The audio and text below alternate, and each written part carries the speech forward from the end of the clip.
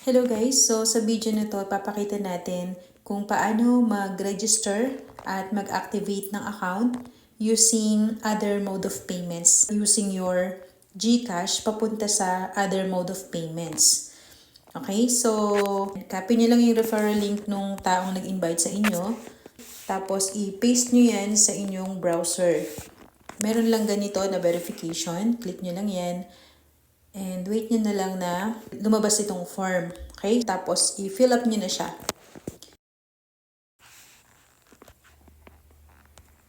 So, after nyo ma-fill upan, click nyo lang yung create account.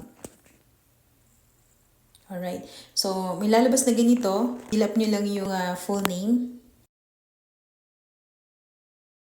Okay. So, nakapag-create na tayo ng account. So, the next na gagawin natin is kung paano naman tayo magsasubscribe. Okay? So, once meron na kayong ganitong account, ayan. So, empty pa lahat yan, 00. So, ganito lang. Punta lang kayo sa menu tab.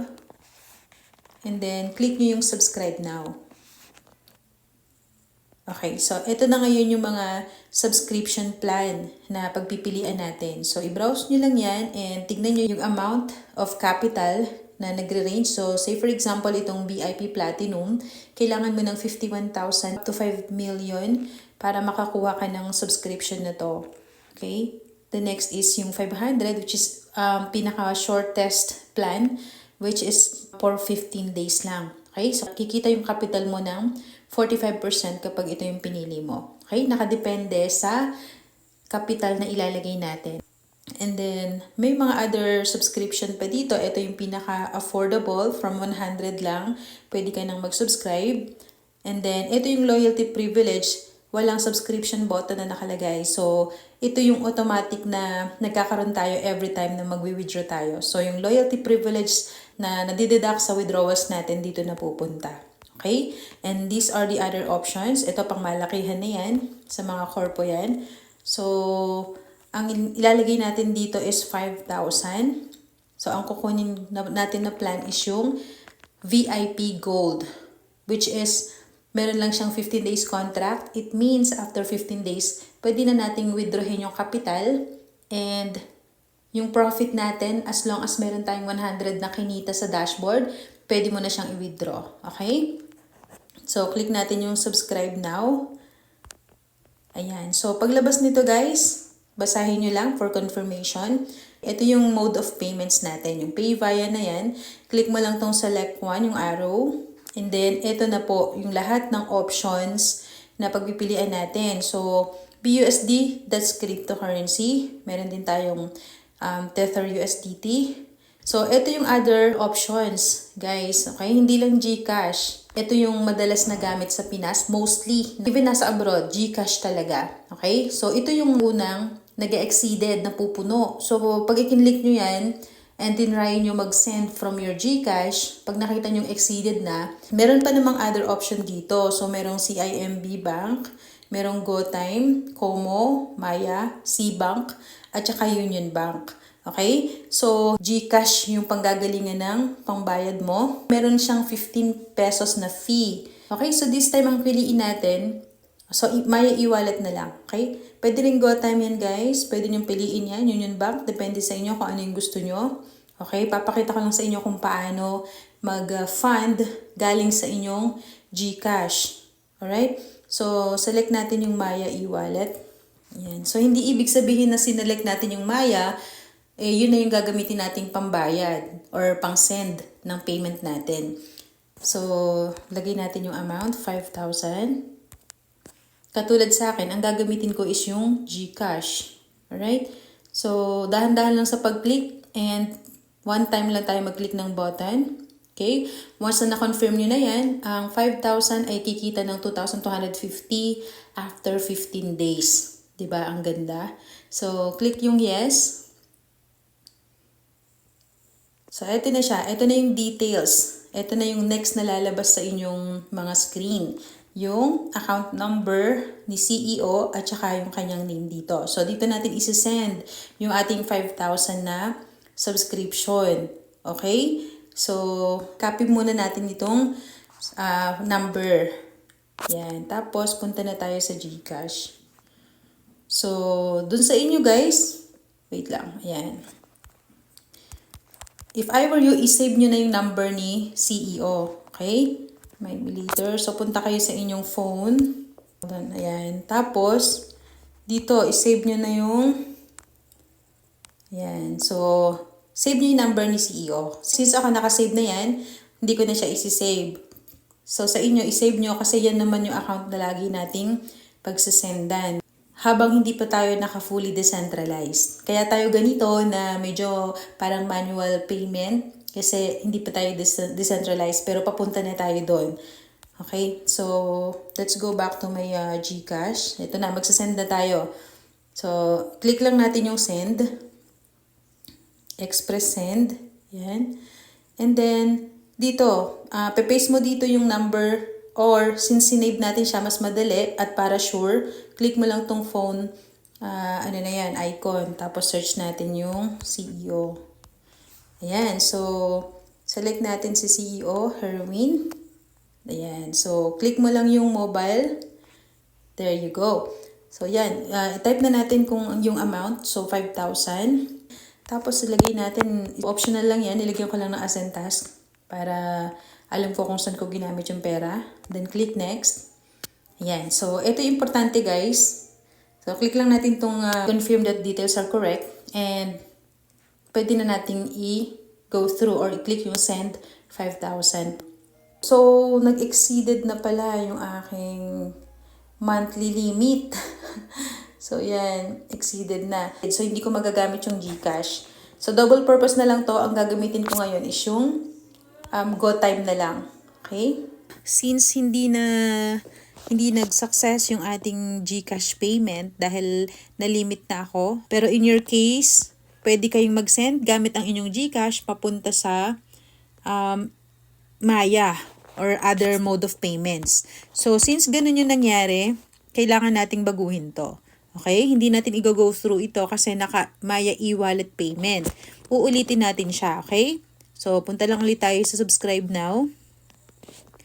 Ayan. Tapos, choose natin ulit yung VIP Gold na 15 days. Okay? And then, select one. So, this time, ang gagamitin ko na lang is, since meron akong GoTime na lang. And then, type ulit natin yung 5,000. Okay? So, isang beses lang mag-tap, okay? So, ayan na. Ito na yung deposit confirmation. Ito yung GoTime bank payment details. So, ikakopy natin yung account number. Mas madali dito actually, guys, sa GoTime. So, ikakopy lang natin yung account number and punta na tayo ngayon sa GoTime.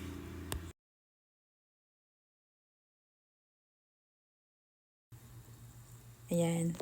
So, since GoTime din to, wala na tong fee.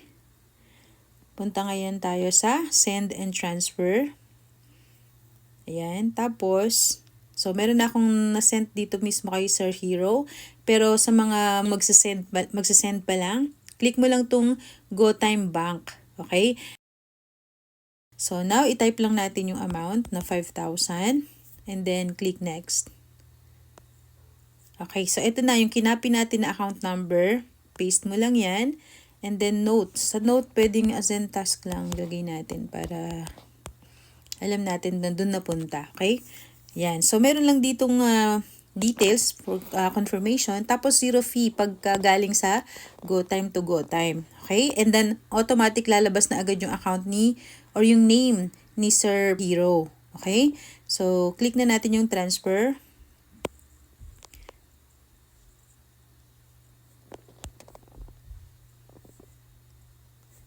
Alright, so transferred. Ganun lang kabilis. Tapos, click mo lang tong arrow pababa, see details. Ayan. So, ito ngayon kailangan natin. Click mo lang yung share and save image. Okay? So, na-save na natin yan sa gallery. Ito guys, pwede rin kahit nagaling sa ibang name or ibang account holder. Katulad dito, minember ko yung kapatid ko. So, account number ko to. So, it doesn't matter. Okay lang yun kahit kanino manggaling yung pinang-fund nyo as long as na-save nyo yung receipt and then meron kayo nitong reference number. Ika-copy natin yung reference number na yan. Okay? So, let's go back now to Azentas. And yeah, ito na. So, ito pinaka-importante guys, no? Kailangan nating i-upload yung proof. Let's go back muna and then punta tayo sa